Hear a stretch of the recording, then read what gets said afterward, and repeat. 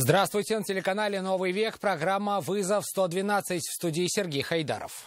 И сегодня мы расскажем о крупной аварии на улице Миля.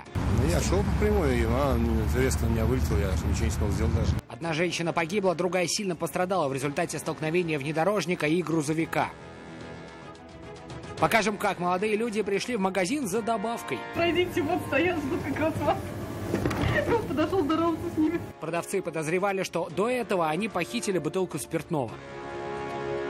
А также откровенные танцы в спальном районе. А за что вас задержали-то? Домой.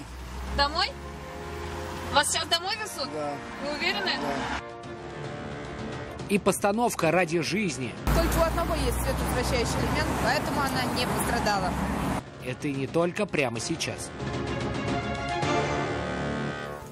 60-летняя женщина погибла, 43-летняя автоледи серьезно пострадала в результате крупной аварии на улице Михаила Миля. Внедорожник Toyota RAV4, в котором находились женщины, занесло. Иномарка врезалась в отбойник. Машину после того выбросила на встречную полосу прямо под едущий КАМАЗ. С места трагедии Айрат Назипов.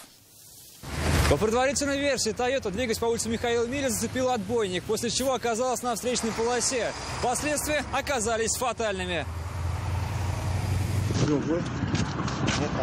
В Тойоте находились две женщины, обе ехали на работу. Та, что управляла иномаркой, выжила. С тяжелыми травмами автоледи была госпитализирована в 7-ю городскую больницу. У пассажирки шансов выжить уже не было. Вся сила удара пришлась как раз на ее сторону. Она скончалась до приезда медиков. Я шел по прямой, и она резко на меня вылетела, я ничего не смог сделать даже. Потом вас развернуло, получается. Ну, от удара такой, мы вдвоем ушли вот. По похожему сценарию вскоре едва не произошла еще одна авария. Водитель Рено зацепил отбойник, но смог удержать автомобиль на своей полосе, благодаря невысокой скорости. Сейчас всю картину произошедшего выясняют следователи. По результатам проверки по данному факту, возможно, будет возбуждено уголовное дело. Айрат Назипов, Наиль Абдуллин, «Вызов 112».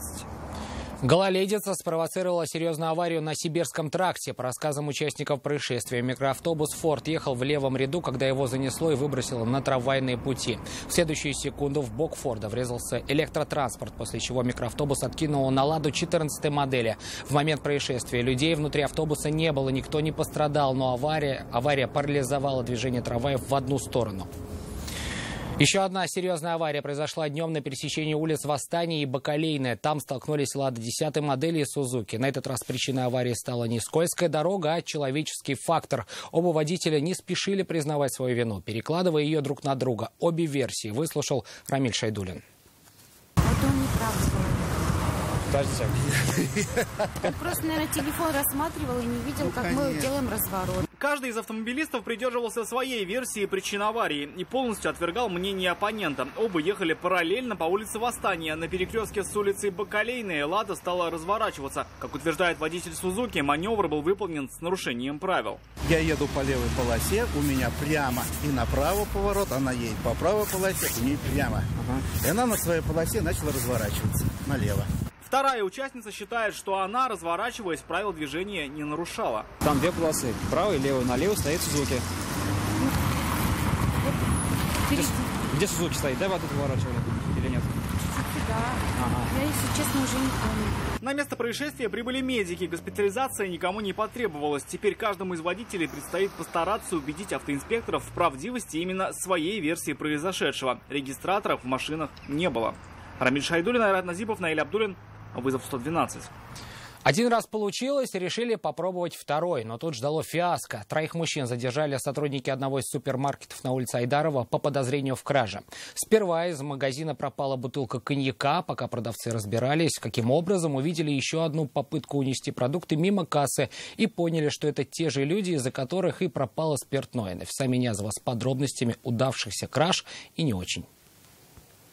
Как из магазина мимо кассы пронесли первую бутылку коньяка, продавцы не заметили, но стали гораздо внимательнее, просмотрели записи с камер видеонаблюдения, поняли, кто мог совершить кражу и запомнили их лица. Когда увидели этих мужчин еще раз в торговом зале, глаз с них уже не спускали. И при попытке спрятать продукты и алкоголь их задержали. Сотрудники супермаркета вызвали группу быстрого реагирования охранного предприятия и полицейских. Пока ждали приезда стражей порядка, в магазин зашел еще один мужчина. Он с порога заявил, что пришел красть продукты и даже перед этим поздоровался с охранником. Пройдите, вот стоят, жду как раз вас. Он подошел здороваться с ними. За что задержанные мужчины раскрывать не стали.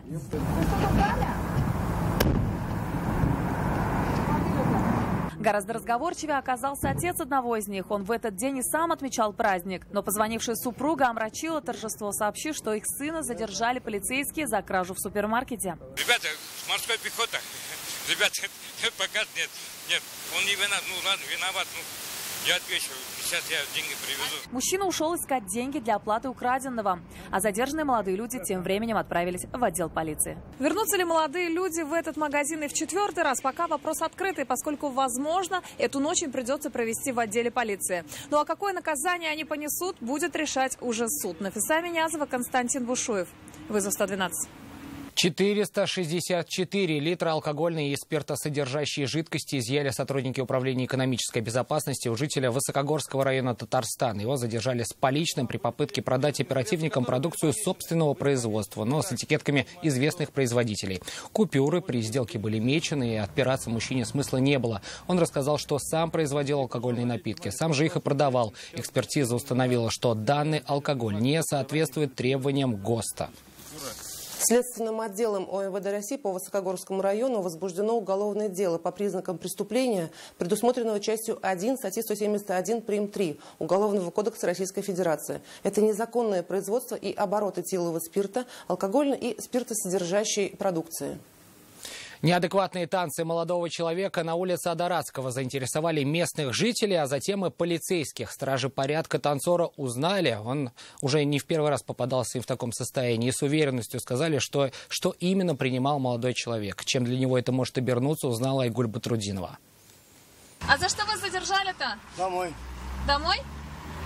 Вас сейчас домой везут? Да. Вы уверены? Да. Сидя в патрульном автомобиле, мужчина просился домой и не понимал, кто перед ним стоит. Все, кто его видел, предполагали, что молодой человек находится под воздействием каких-либо препаратов, возможно, запрещенных, но он сам употребление чего-либо отрицал. А вы что-нибудь употребляли сегодня? Мне холодно. Я уже сюда. А может, выпивали просто? Пиво.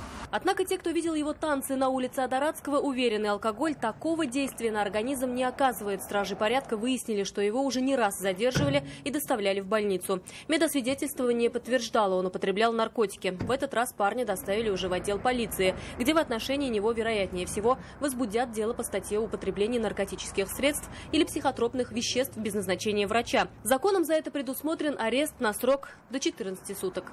Айгуль Батрудинова, Нафиса Минязова, Константин Бушуев, вызов 112. Переходили через дорогу и всем рассказывали, как получили травмы. Таким образом, автоинспекторы пытались обратить внимание и водителей, и пешеходов к частым наездам на людей. То, что таких случаев не избежать, понимают все. Но кое-что, как считают автоинспекторы, способно сократить их число. Что именно, узнала Алия Хайрудинова. Эти кадры сняты 2 недели назад. Женщина перебегала дорогу ночью в неположенном месте. На одежде отсутствовали световозвращающие элементы. Как итог, водитель заметил человека в последний момент. Смерть пешехода была мгновенной. И таких случаев, говорят инспекторы, много. Страдают как взрослые, так и дети. В городе Казани зарегистрировано 151 ДТП, в котором 3 детей погибли и 152 получили увечья. Среди этих аварий 55 наездов на людей. 2 погибли, 54 пешехода пострадали. Последствия и причины автоинспекторы сегодня наглядно демонстрировали и водителям, и пешеходам прямо на дороге, но все в рамках правил. В данной акции из 4 человек только у одного есть световозвращающий элемент, поэтому она не пострадала. С, так сказать, пострадавшими все в порядке. Они актеры. Под режиссурой автоинспекторы пытались донести суть проблемы до участников дорожного движения, что один небольшой светоотражающий элемент может спасти и здоровье, и жизнь. В идеале сделать его модным. Видно будет, например, потому что я тоже ходил в черной куртке пару раз, чуть не сбили. То есть будете носить, да, в темноте? Не знаю. Ну, возможно, буду, да. Подобные спектакли сотрудники автоинспекции планируют ставить регулярно на самых разных дорогах. Меняться будет лишь постановка. Ее смысл останется прежним. Алия Хайрудинова, Айрат Назипов, Наиль Абдуллин, вызов 112. Это все, о чем мы успели вам рассказать. Обо всех происшествиях вы можете сообщать нам по телефону 570 50 50 или на мобильный 898 69 112 112. Это можно сделать и в наших группах, в социальных сетях. Туда же можно присылать и снятое вами видео. В студии был Сергей Хайдаров. До встречи. И не бросайте вызов судьбе. Вдруг она его примет.